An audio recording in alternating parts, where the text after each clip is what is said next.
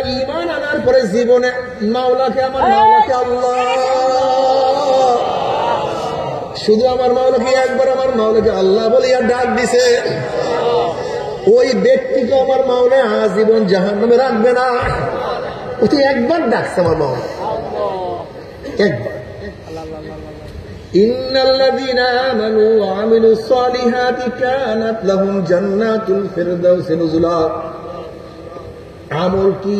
আমল কাকে বলা হয় বিস্তারিত ব্যাখ্যা দেওয়ার সময় নেই, শুধু এতটুকু বুঝো, নামাজই আমল না নামাজও আমল, রোজাই আমল না রোজাও, পর্দাই আমল না পর্দাও আমল, যাকাতি আমল না যাকাতও আমল, জিকির আমল না জিকিরও আমল, তেলাওয়াত আমল না তেলাওয়াতও, জিহাদ আমল না জিহাদও, দাড়ি না দাড়িও।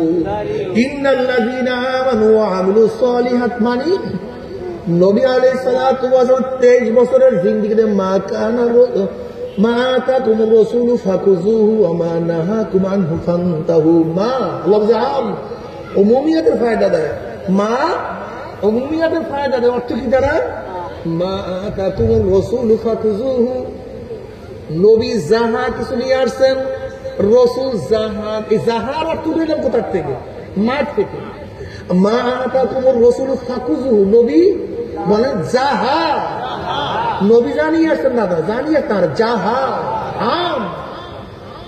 মা আতাকুমুর রাসূলু ফাকুযুহু ওয়া মা নাহাকুম আনহু ফান্তাহু, নবী যাহা কিছু নিয়ে আসছেন ফাকুযুহু, ধরে বসো, যাহা থেকে নিষেধ করছেন ছেড়ে দাও।